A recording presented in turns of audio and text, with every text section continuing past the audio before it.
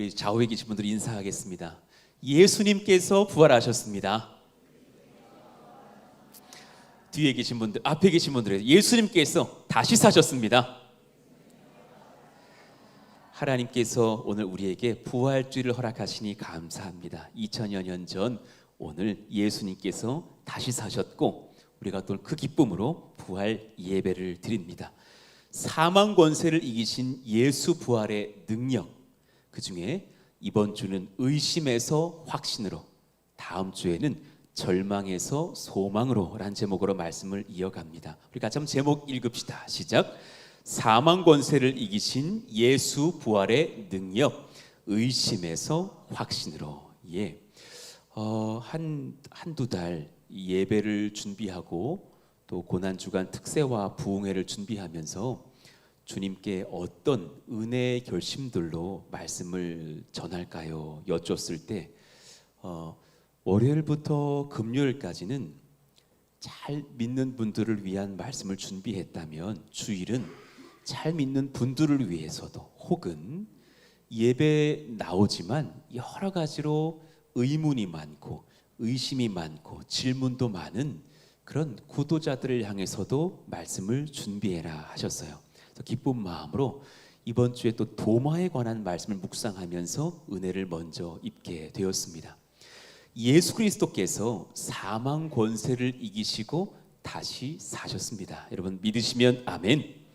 성경은 담담히 예수의 부활을 증거해요. 막 증명하려고 애쓰지 않아요. 담대히 기쁨으로 담담하게 예수님이 다시 사셨다고 곳곳에서 증거합니다.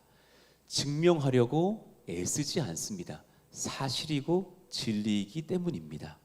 마태복음 28장 7절 이후를 보니까 여인들에게 예수 부활을 알리는 천사가 등장합니다. 그들이 장례 이후에 예수님께 향유라도 좀 부어드릴까 하고 염려하면서 왔을 그때에 천사가 뭐라 합니까? 우리 파란색 문장 이유를 읽어봐요. 시작. 그가 죽은 자 가운데서 살아나셨고 너희보다 먼저 갈릴리로 가시나니 거기서 너희가 배우리라 하라 그러셨어요. 그 기쁜 소식을 천사가 알려주니 무서우면서도 감격스러운 거예요. 여자들이 8절에 보니까 무서움과 큰 기쁨으로 빨리 무덤을 떠나 제자들에게 알리려고 다름질할세. 그때 주님이 등장하십니다. 9절 말씀, 얼마나 감격스러운 장면입니까? 읽어봐요.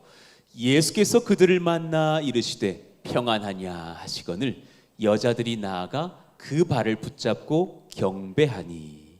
아멘. 주님께서 말씀하셨어요. 평안하냐. 다른 본문에서는 평강이 너희에게 있을지어다. 여러분 옆에 있는 분들에게 평안이 너희에게 있을지어다 인사해 주십시오. 평안이 당신께 있을 것입니다. 예. 예수님의 부활은 평강을 선포해요. 평안을 선포해요.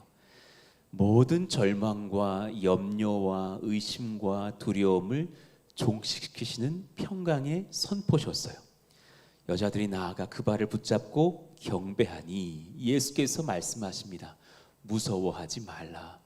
가서 내 형제들에게, 나의 제자들에게 너희들이 갈릴리로 가라. 거기서 나를 보리라 하시니라. 증거하라 그러셨어요.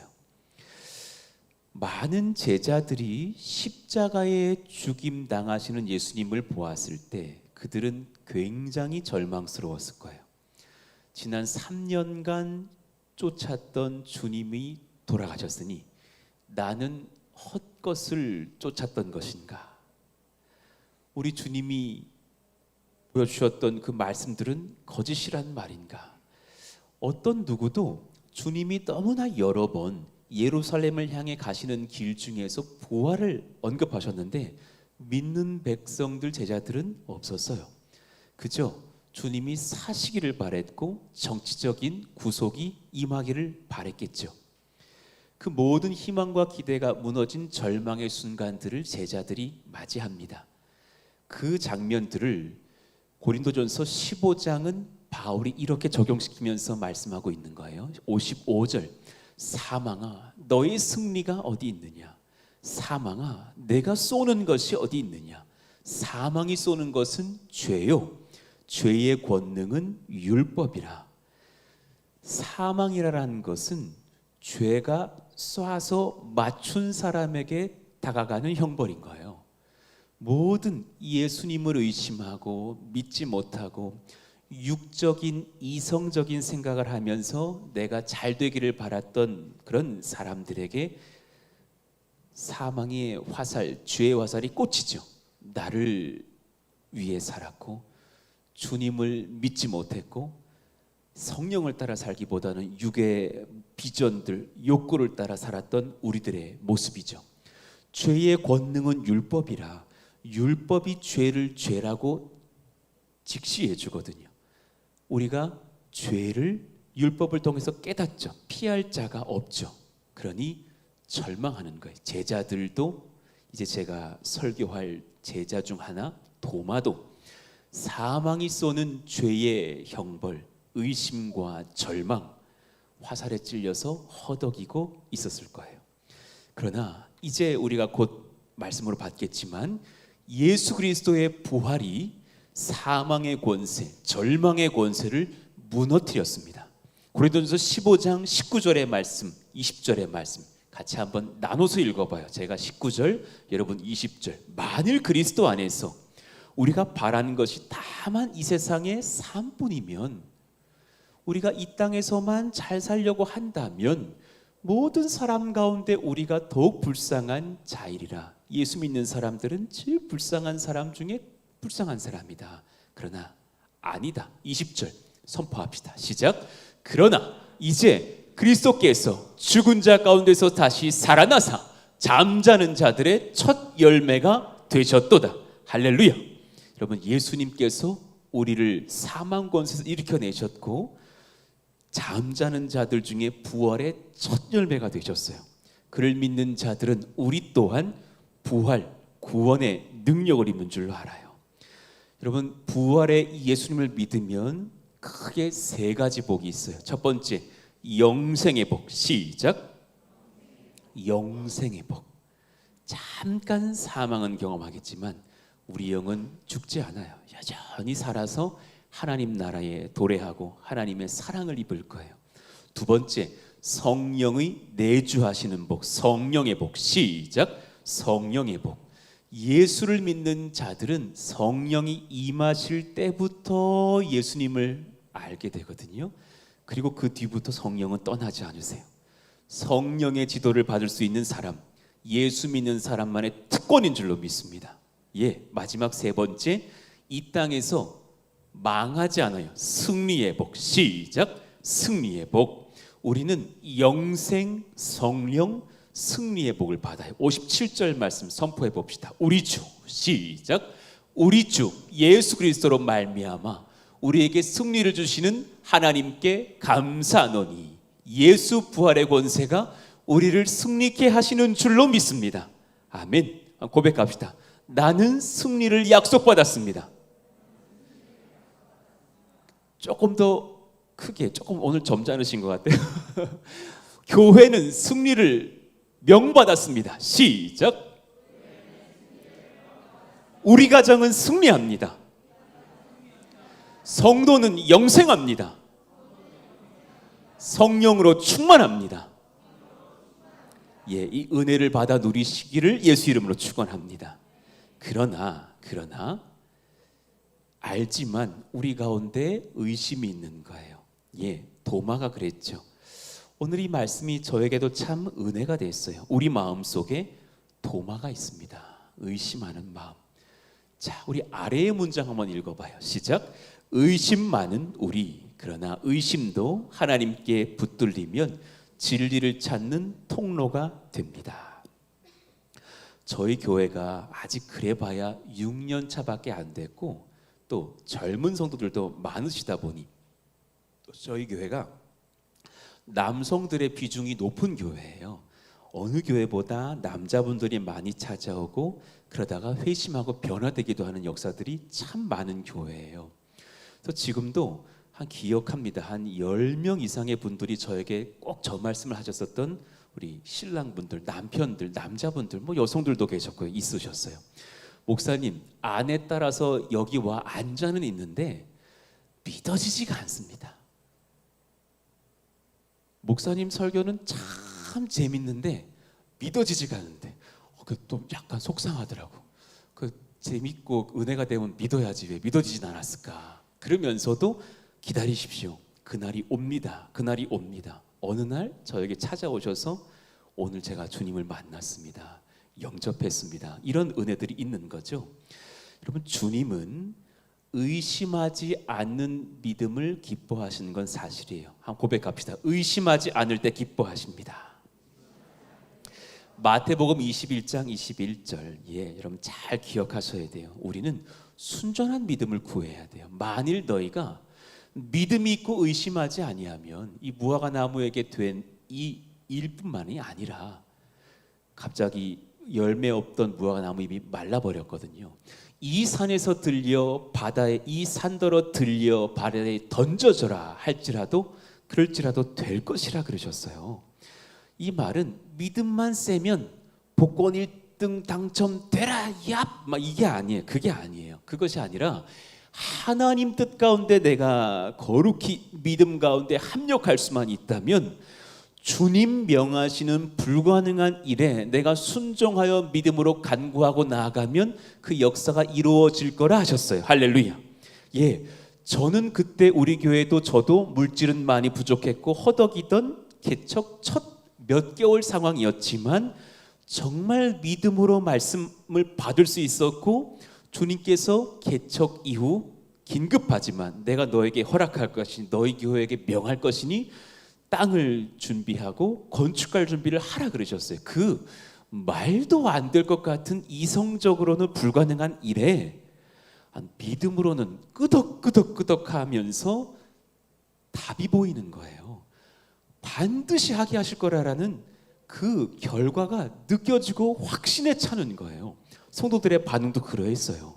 과정은 험난하겠지만 눈물과 수고의 그런 골짜기도 지나가겠지만 하실 거라는 믿음의 의심이 없었어요. 그런 감사도 있죠. 그러나 여러분 꼭 이것도 기억하셔야 돼요. 의심하는 자들을 주님께서 미워하시지 않으셨어요. 어느 한 성경에서도 의심하는 자들에게 막 꾸중하시고 떠나가라 그러시지 않았어요. 오히려 그들에게 찾아가시며 함께 하시고 믿음을 더하십니다. 이제 나를 한번 점검해 보셨으면 좋겠어요. 우리 안에 도마가 있나 없나? 도마는 12제자 중에 한 명을 의미합니다. 주방의 도구 아니라는 건 아시죠? 요즘 새가족이 많아가지고 점검해드리면서 가야 됩니다. 도마는 어떤 사람인가? 충직하지만 다소 부정적인 현실주의자. 한번 읽어봐요. 시작.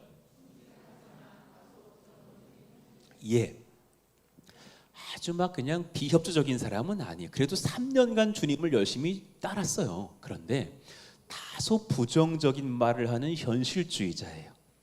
나사로를 살리려고 나사로가 막 죽었다는 소식을 들으셨어요. 사랑하는 나사로, 자신이 아꼈던 우리 청년 제자 나사로가 죽었어요. 그랬더니 내가 그를 깨우러 간다 그러시는 거예요. 그가 잠들었다. 주님 앞에서 죽음은 잠깐 잠든 것밖에 아닌 거예요. 아침에 아이들을 깨워 학교에 보내신 엄마의 마음처럼 아빠의 마음처럼 나 이제 나사로 깨우러 간다.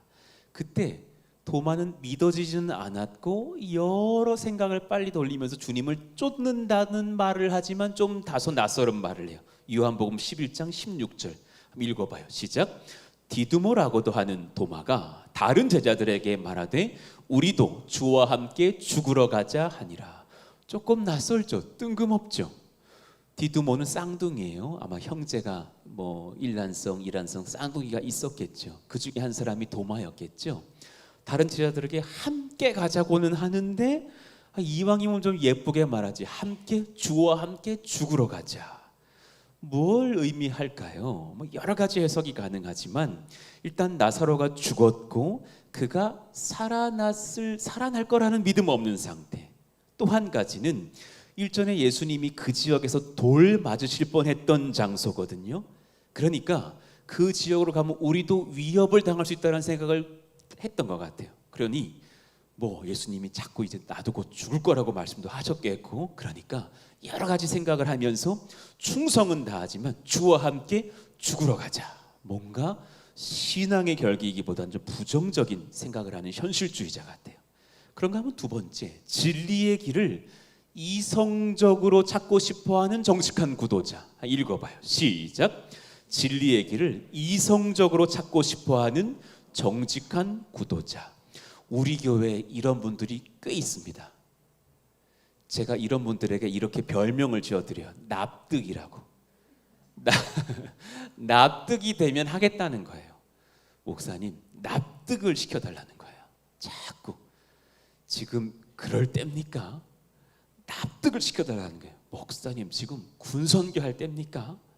재정 상태를 보십시오. 납득을 시켜달라는 거예요. 그럼 또 마음이 뭉클하면서도 또 이해는 돼. 그렇지만 주님 말씀을 받으면 또 그 말이 다 옳은 건 아니야. 목사님, 믿어지지가 않습니다. 그리고 성령이 이 말 들어보셨어요? 성령이 임하면 중독에서 자유해진다는데 술이 너무 답니다. 끊을 수가 없습니다. 1인 1병하지 않으면 잠을 잘 수가 없습니다. 어떤 우리 제자반 해보니까 어느 권사님, 저는 와인을 너무 사랑합니다.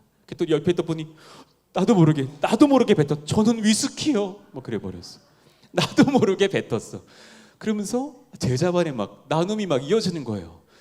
그 성령에 취해야 되는데 이분들이 딴 데 취해 있었구나 이러면서 왜 이걸 끊을 수가 없을까요? 이런 고백, 저런 고백. 납득을 시켜주십시오. 예. 어떤 청년들은 왜 그래야 됩니까? 설명시켜 주십시오. 되게 착하고 예의 바른 분인데 저에게 일전에 오셨다니까요.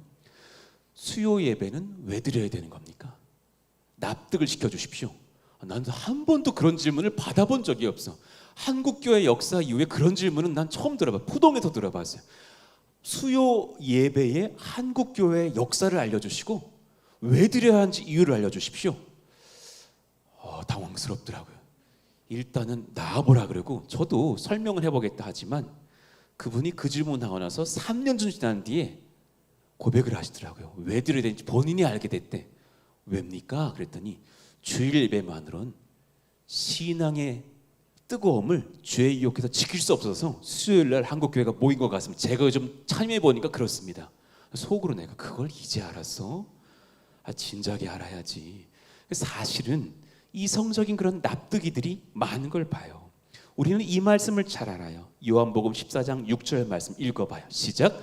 예수께서 이르시되 내가 곧 길이요 진리요 생명이니 나로 말미암지 않고는 아버지께로 올 자가 없느니라. 이 말씀 잘 알고 있어요. 예. 그런데 이 1000번 1000번 들어본 이 말씀 앞에 도마의 질문이 있어서 이 말씀하신 거라는 건 알고 계십니까? 너희가 내가 갈 길을 알고 있단다. 또 알게 될 것이란다 라는 영적인 말씀을 하셨어요. 나는 죽음의 길로 가고 부활의 길을 열 것이고 하나님께로 가고 성령을 보내 너희를 구원할 거란다. 이런 말씀이신 거죠. 그리고 나를 믿는 자만이 주를 만날 거야. 그런 영적인 말씀을 했더니 도마는 이성적으로 받는 건 바로 전절 한번 봅시다. 5절인데요. 도마가 이르되 산통을 깨는 질문이에요. 주여, 주께서 어디로 가시는지 우리가 알지 못하거늘 그 길을 어찌 알 수 있겠사옵나이까? 어떻게 알겠사옵나이까? 주님 언제 내일은 어디로 간다 말해 주셨습니까? 늘 인자는 머리 될 데가 없다 그러셨고 어디로 가자 그러면서 나는 이제 곧 죽을 거라 뭐 이런 말씀을 하셨지 주님이 어디로 가시는 데가 어떻게 압니까? 대단히 현실적인 이성의 질문을 하고 있는 거예요. 혹시 여러분들이 지금 그 반응을 하고 계시지는 않는지요?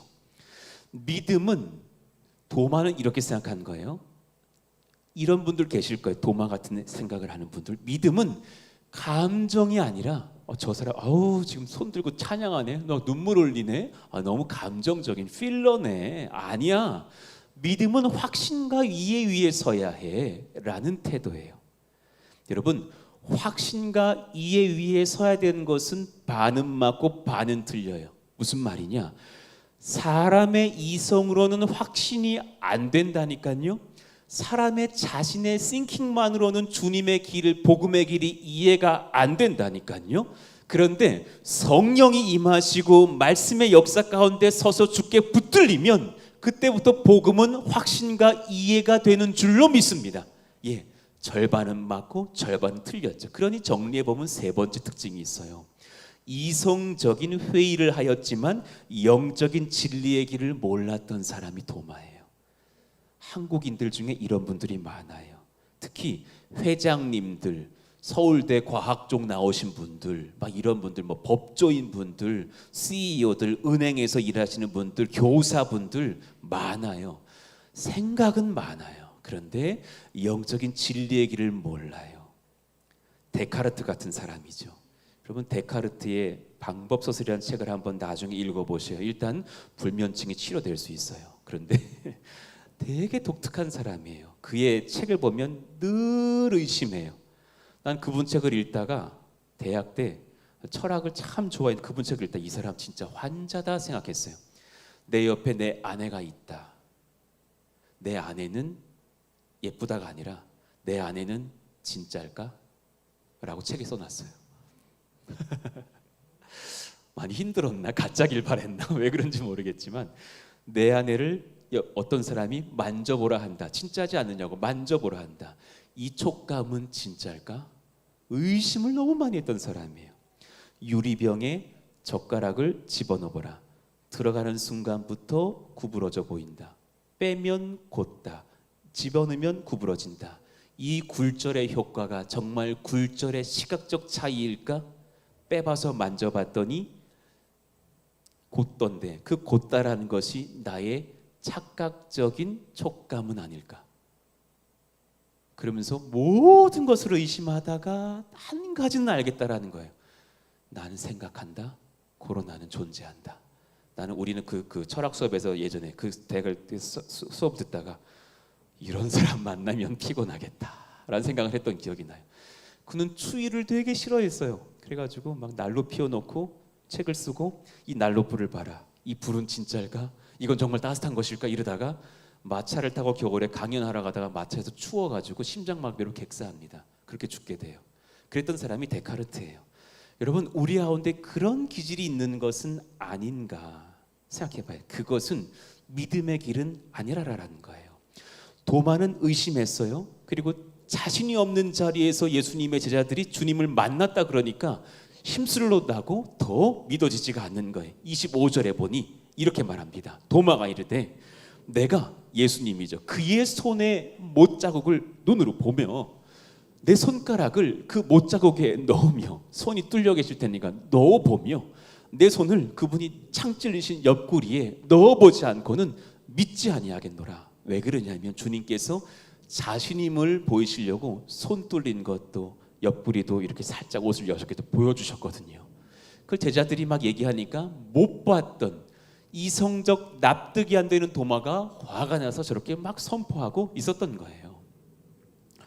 도마는 지금 대단히 이성적이고 내가 우월하다 여기고 있지만 자신의 지식에 갇혀 있는 사망 권세 아래 놓여져 있는 상태입니다. 혹시 지금 그런 우리 마음은 없는지요? 예. 고린도전서 15장 55절의 말씀처럼 사망아 너의 승리가 어디 있느냐? 이성아 너의 쏘는 것이 어디 있느냐? 그 이성으로는 주리를 못 만난단 말입니다. 그럴 때 이제 진리의 길로 나아가 보시죠. 의심 많은 구도자를 예수님께서 존귀히 여기십니다. 읽읍시다. 시작. 구도자, 바른 길 찾는 사람, 의심하면서 길 찾는 사람, 구도자죠. 그런데 의심 많았던 도마였지만 참 감사한 건 그는 한 번도 예수님께 험한 말 거절당하지 않으셨어요. 예, 저도 제자반하면서 많은 분들이 많은 질문을 이성적으로 던지시지만 그 질문이 도리어 주 안에서 기쁘더라고요. 결국 다 주님 찾고자 하는 열망들이시니까 주님은 거절하시지 않고 인격적으로 그를 대우해 주시고 찾아가셔요. 부활하신 예수님께서 먼저는 도마 만나기 8일 전 두려워 떨고 있는 제자들에게 찾아가십니다. 요한복음 20장 19절인데요. 우리가 아까도 봤던 말씀인데 모인 곳에 문들을 닫아놓고 숨어 있었다죠. 예수님 죽인 유대인들이 예수의 제자들 어디 있냐고, 그 사람들도 같이 죽이자고 할까봐 무서워가지고 유대인들 두려워서 문 닫고 숨어 있는데, 주님은 문 여시지도 않았는데 들어가셨어요. 어떻게 들어오신지는 신비해요. 예수께서 오사 가운데 서서 이르시되 너희에게 평강이 있을지어다. 의심과 절망과 의문이 많은 여러분들에게 제가 주를 대신 선포합니다. 너희에게 평강이 있을지어다. 아멘. 네, 얼마나 감사한지요. 그리고 손과 옆구리를 보여주시면서 내가 너희들의 스승 구세주 예수님이 맞다 하니 20절에 제자들이 주를 보고 기뻐하더라 그랬어요. 그때 사도 요한은 놓치지 않고 24절에서 한 사람이 그때 결석했다고, 의심만아 절망해서 그랬는지는 모르겠지만 디드모라 불리는, 쌍둥이라 불리는 도마가 그 현장에 없었다고 24절에 기록을 해놔요.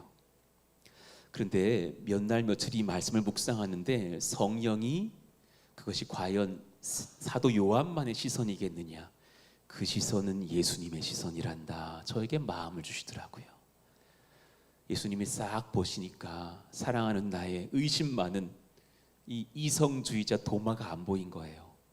어쩌면 일부러 그가 없으실 때 찾아오실 수도 있겠죠.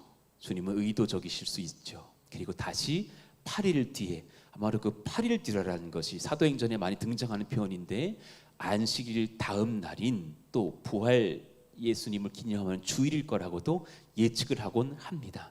예, 다시 등장하시는 주님을 봐요. 26절 말씀 꼭 한번 우리 같이 선포해봐야 될 중요한 말씀인데, 여드레를 시작. 여드레를 지나서 제자들이 다시 집 안에 있을 때에 도마도 함께 있고 문들이 닫혔는데 예수께서 오사 가운데 서서 이르시되 너희에게 평강이 있을지어다 하시고, 여러분 똑같은 장면을 연출해 주시는 거예요. 8일 전과 똑같으셔요. 문들이 닫혔는데 들어오셨고 똑같이 너희에게 평강이 있을지어다, 똑같은 말씀. 하나만 다르죠. 누가 없었고 이젠 누가 있고, 도마는 없었고 도마가 이제는 있고죠. 동일한 상황을 연출해 주시면서 도마야 너 소외될 필요 없단다, 내가 너를 이제 믿는 백성 만들어 주겠다 하시는 역사의 현장인 거예요. 오늘 주님께서 의심 많은 우리 심령 가운데 찾아오시는 줄로 믿습니다. 그래서 우리에게 그 납득이들 같은 마음속에 예수 믿는 성령의 믿음을 주실 줄로 저는 확신해요. 예, 의심 많았던 도마를 위해 예수님이 친히 찾아오셨어요.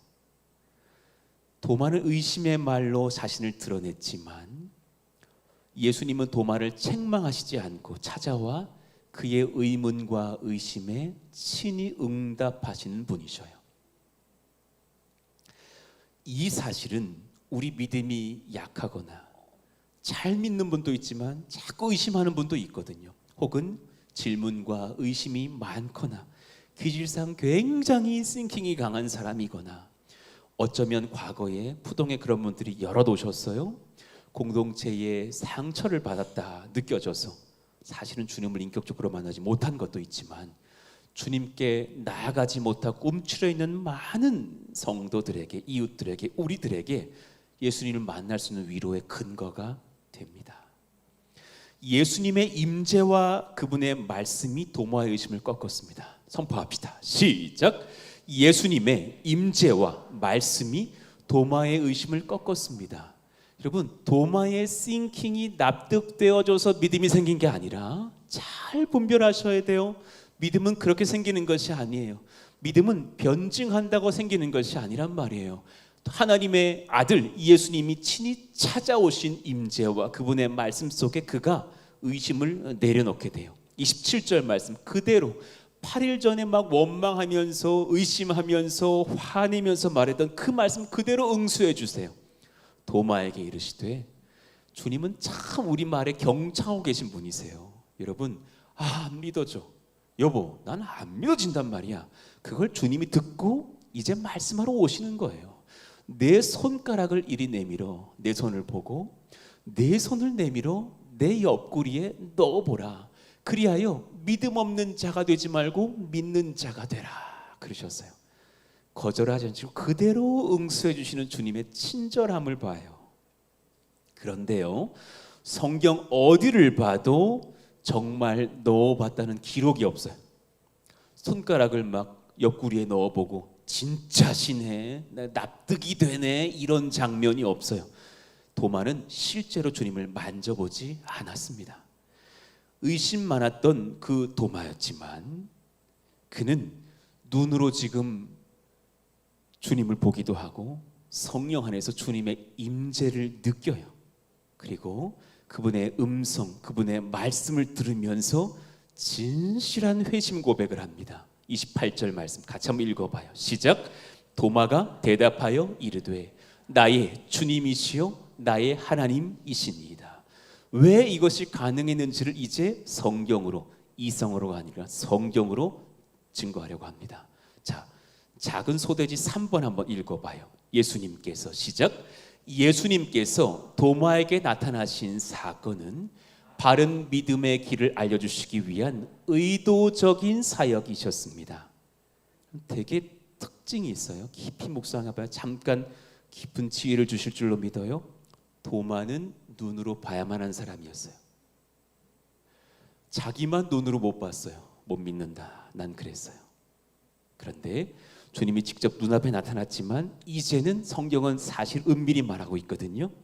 그가 보았다고 믿는 게 아니라 주님을 심령 안에 영접했기 때문에 믿게 되는 것을 이야기해요.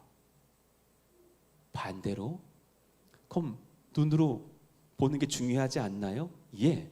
제가 다음 주에 증거할 엠마오로 가는 두 제자가 누가복음 23장에 등장해요. 다음 주 설교인데요.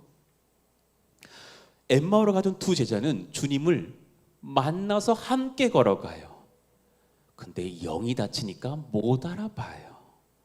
본다고 믿는 건 아니라라는 메시지를 오늘 본문, 다음 주 본문 다 증거하고 계신 거예요. 그러다가 주의 말씀을 듣고 성경을 풀어주실 때 성령이 임하셔서 그들의 마음이 뜨거워졌다고 고백하다가 눈을 들어 주를 보니 나의 구주신 거예요.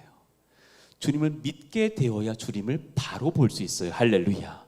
오늘 이 세 번째 진리를 잘 의도를 이해하셨으면 좋겠어요. 바른 믿음은 thinking과 이성으로 되는 것이 아니라 주님의 성령 안에서 말씀이 내게 침투하여 들어와 주를 인정하게 되는 심령의 변화가 있을 때 주를 바로 보게 되는 줄로 믿습니다. 그러니까 주님께서 이제 진짜 말씀하시죠. 도마야, 너가 나를 봤다고, 만져보지 않고 봤다고서 믿느냐? 29절 말씀 같이 한번 선포해봐요. 시작. 예수께서 이르시되 너는 나를 본고로 믿느냐?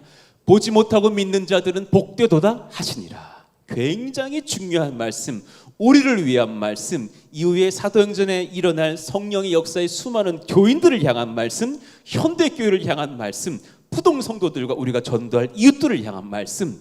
지금 주님을 눈으로 볼 사람은 없어요.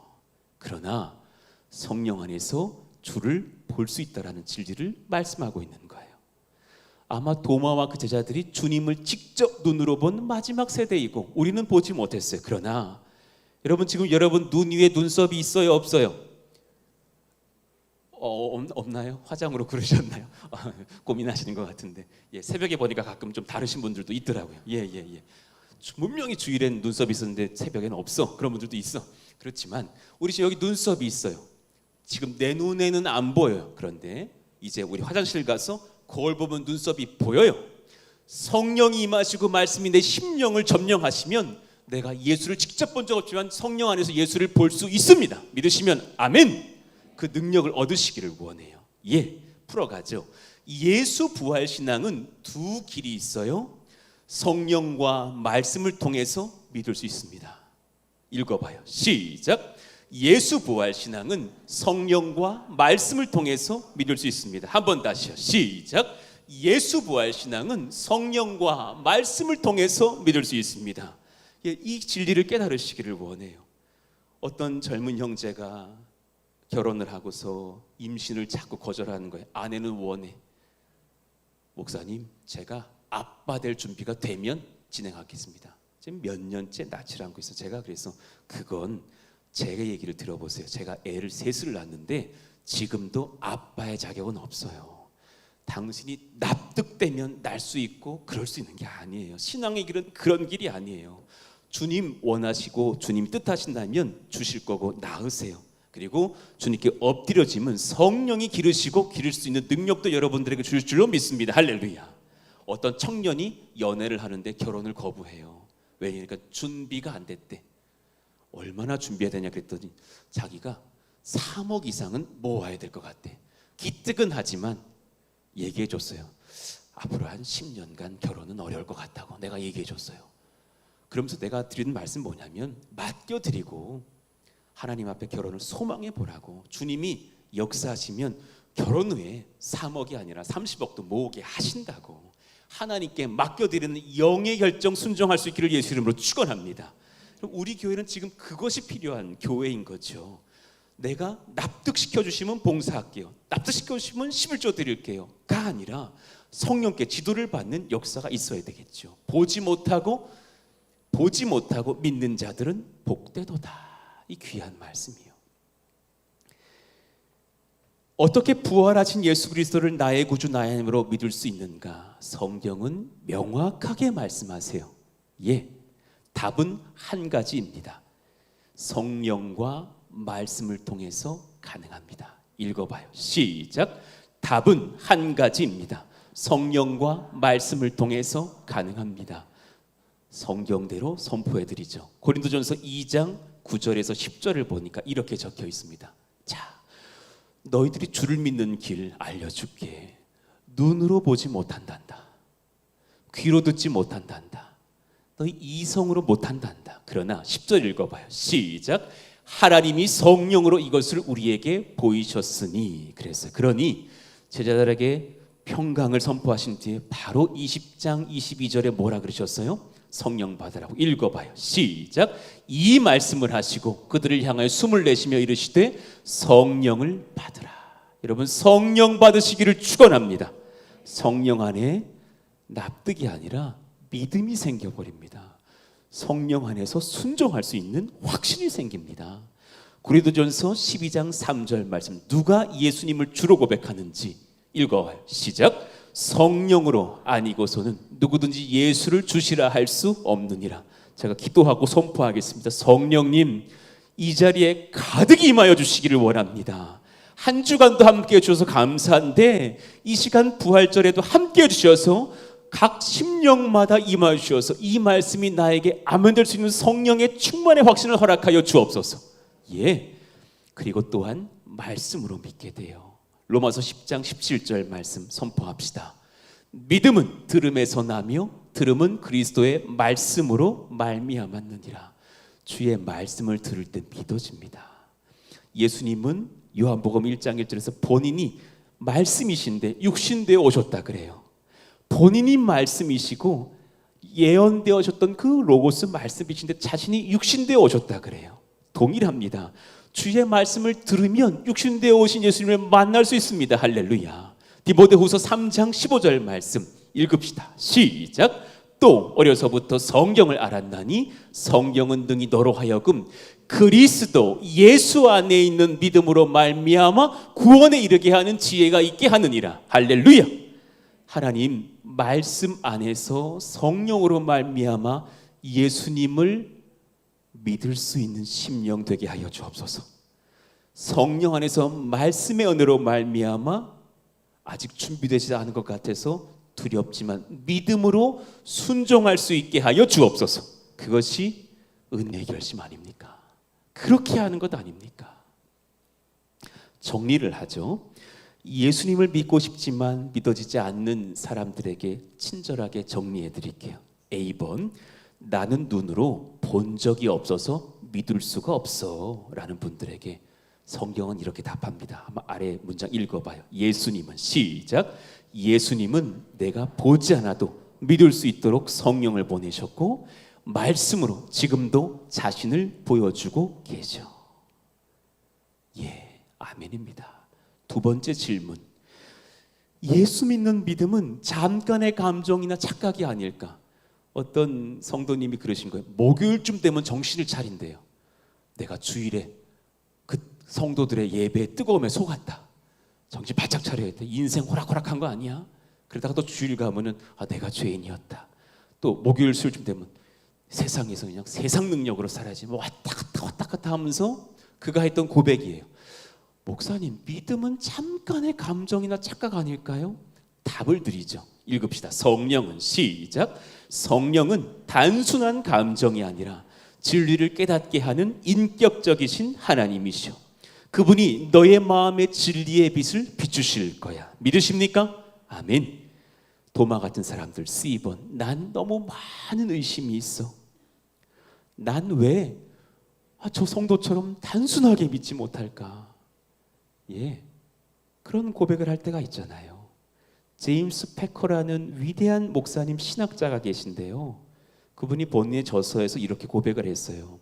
나는 믿는 목사고 신학자인데 난 귀질상 너무 의심이 많았다고. 그래서 순전하게 잘 믿는 동료나 성도들이나 목회자들이 너무 부러웠다고. 나는 지금까지 설교도 해왔지만 이런저런 사역에 앞서서 의심이 너무 많고 두려움이 너무 많아서 일반번 이상 예수님의 역사를 의심했던 것 같다고 본인의 연약함을 고백하셨어요. 참 위로가 돼요. 난 너무 성향상 기질상 의심이 많아. 예, 답을 드리죠. 같이 읽어봐요. 도마도, 시작. 도마도 그랬어. 예수님은 그런 의심을 품은 사람을 결코 외면하지 않으셔. 오히려 그런 사람을 찾아오셔. 여러분, 위로 얻으시기를 축원합니다. 주님이 찾아오셔서 염려 마라, 내가 너 만나줄게 하십니다. 물 밖으로 고기가 나와서 사람 만나는 게 아닙니다. 사람이 물속에 들어가다 물고기가 사람인 존재를 만나겠죠. 우리가 어떻게 감히 하나님을 내가 찾아가 버리라고 만납니까? 하나님은 우리를 찾아오셔야 만나죠. 그렇게 하신다는 약속입니다. D번, 그럼 난 어떻게 예수님 만날 수 있는데요? 그 길을 납득시켜 주십시오. 예, 납득의 길이 아니라 은혜의 길을 제시해 드리죠. 읽읍시다. 예수님은, 시작.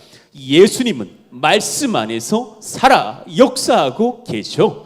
또한 하나님의 말씀을 읽고 들을 때 성령께서 너의 마음에 예수님이 누구신지 확실하게 깨닫게 하실 거야. 그것은 이성을 뛰어넘는 성령의 은혜야. 할렐루야. 여러분, 믿으시기를 축원합니다. 옆에 있는 분들에게 인사해 주세요. 당신은 믿게 되실 것입니다. 이미 믿음이 있는 분들이지만 더욱 믿게 하실 주님을 찬송합니다. 예, 우리의 신앙을 바꿔가시는 주님의 능력이 우리를 덮습니다. 그러니 도마의 고백이 우리의 고백 되기를 원합니다. 나의 주님이시요 나의 하나님이시니이다. 이건 굉장히 진실한 개인적 고백이죠. 아내 따라온 남편 믿음 아니죠. 엄마 따라온 아들 믿음 아니죠. 엄마가 5만 원 줘서 온 믿음 아니죠. 이제 내가 당신을 나의 주님으로, 유일하신 주, 나의 유일한 구세주 하나님으로 영접합니다라는 고백이에요. 그는 그 이후로 바뀌어요. 되게 감사한 사실이 하나 있는데요. 예수님 부활하신 이후 공식적으로 도마가, 의심 제일 많은 도마가 예수님을 주로 시인한 첫 번째 인물이 돼요. 우리에게 그런 은혜가 있기를 축원합니다. 먼저 된 자가 나중 되고 나중 된 자가 먼저 되는 게 맞다니까요. 도마가 제일 먼저 주님을 영접하고 따라가게 된다는 것을 고백해요. 예, 나중에 도마는 제일 멀리까지 선교 여행을 나가서 인도까지 가서 복음 전하다가 순교했다고 신앙의 선배들이 우리에게 전승으로 내려줘요. 그것이 맞다면 그는 얼마나 큰 충성을 다했던 것입니까? 우리에게 오늘 이 근본적인 말씀이 양약되기를 원해요. 고린도전서 15장 58절의 말씀, 여러분 흔들리지 맙시다. 읽읍시다. 시작. 그러므로 내 사랑하는 형제들아 견실하며 흔들리지 말고 항상 주의 일에 더욱 힘쓰는 자들이 되라. 이는 너희 수고가 주 안에서 헛되지 않은 줄 알미라. 할렐루야, 할렐루야. 감사합니다. 부활하신 예수님, 할렐루야, 감사합니다. 예, 여러분 예수님을 보지 않고도 주를 믿고 따르고 영접하고 순교한 많은 증인들이 있답니다. 예를 들면 오순절 성령 강림 사건 이후 당일 회심한 3천 명이 그랬습니다. 그들은 외국에서 온 사람들이었습니다. 주를 몰랐습니다. 보지 못했을 겁니다. 그런데 베드로의 설교의 말씀을 듣고, 그가 구약의 요엘서를 인용하기도 하죠. 그러다가 그 말씀을 듣고 주를 봅니다. 마음에 찔려서 3천 명이 엎드려지고 그 자리에서 세례받고 회심합니다. 할렐루야. 주님 못 봐도, 이성적으로 못 봐도 영으로 주를 볼 수 있습니다. 예, 에디오피아 간다게라는 여왕이 있는데 그의 국고를 맡은 내시가 그랬습니다. 우리 포동의 성도들이 납득이가 되지 마시고 성령의 지도를 받는 일꾼들 되시기를 축원합니다.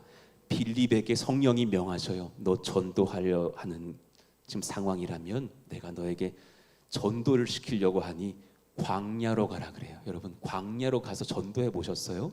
뭔 소리예요? 광야로 왜 가요?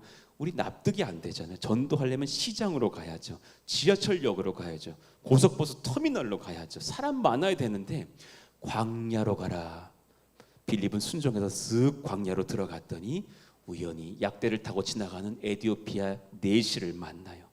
그가 때마침 성경을 펴고 읽고 있는데 이사야 53장, 그가 찔림은 우리의 허물 때문이요, 이 말씀을 읽는데 그가 누굽니까? 이 저자 이사야입니까? 누굽니까? 나 이분을 좀 알고 싶습니다 했더니 빌립이 풀어줘요.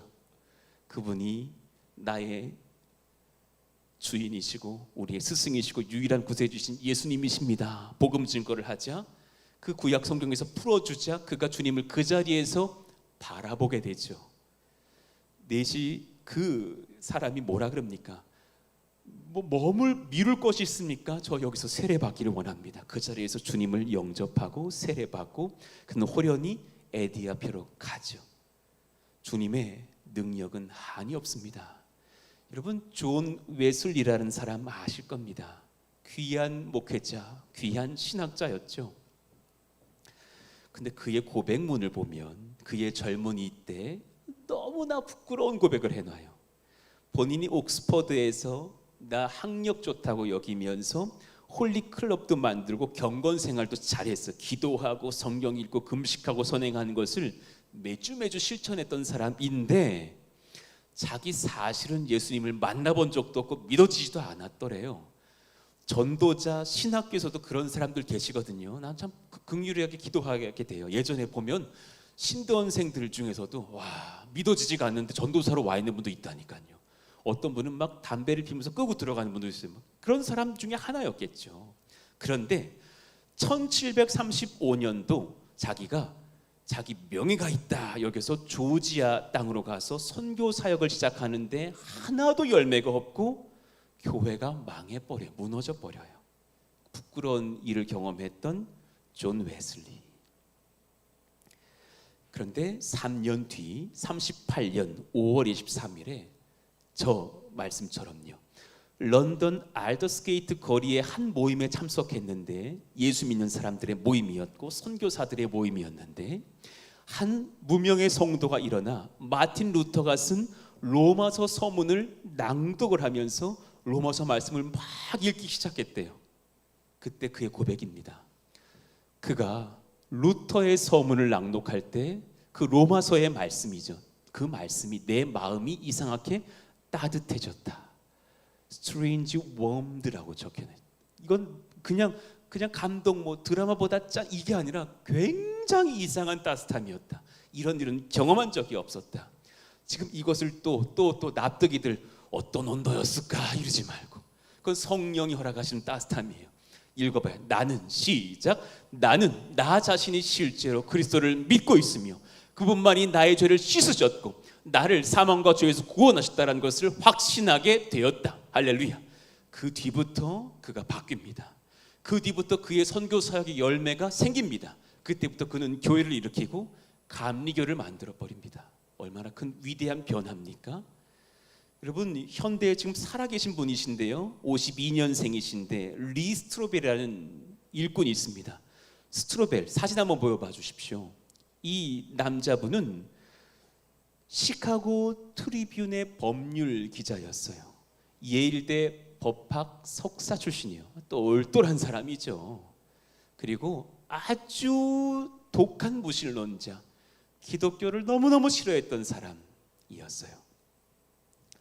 근데 너무 당혹스럽게 자기 아내가 영접을 한 거예요. 아니, 우리 가문의 수치다 이건. 어떻게 내 아내 레슬리가 예수님을 믿느냐. 그러면서 아내를 돌려놓으려고 작정을 하고 2년간 성경과 다른 자료들을 연구하기 시작해요. 내가 예수 부활이 허구라는 것을 입증하겠다 하면서 신약 문서는 역사적으로 신뢰하지 못할 것이다. 빈 무덤은 가짜일 것이다. 부활의 목격한 제자들의 변화를 봤을 때 그들은 거짓말했을 것이다.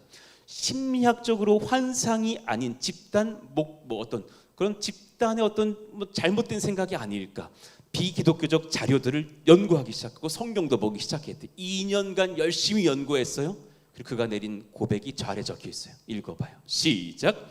예수가 죽었다가 다시 살아났다는 것이 역사적으로 가장 신뢰할 수 있는 설명이다. 그렇다면 성경이 증거하고 계신 살아 역사하고 계신 그분을 나는 믿을 수밖에 없다. 너무 많은 증거가 세상에 있었지만 그것이 성경과 너무 일치하더래요. 말씀이 나를 고꾸라뜨려서 그는 예수를 영접했고 열심으로 예수님을 증거하는 사람이다. 81년도 11월에 믿고 나서 지금까지도 변증자로 서서 전도하고 그러다 지금은 윌로우 크릭 목사님으로 섬기고 계셔요. 그러면 우리의 마음 가운데 어떤 은혜의 결심이 있기를 원하십니까? 이제 이성으로만 따르지 마시고 성령과 말씀으로 따라가는 믿음의 일꾼 되시기를 예수 이름으로 축원합니다. 아멘. 우리 옆에 있는 분들에게 선포합시다. 성령을 따라 믿읍시다. 옆에 있는 분들 예수님의 말씀 따라 믿읍시다. 우리 한번 힘있게 일어나서 한번 찬송하고 나아갑니다. 세상 흔들리고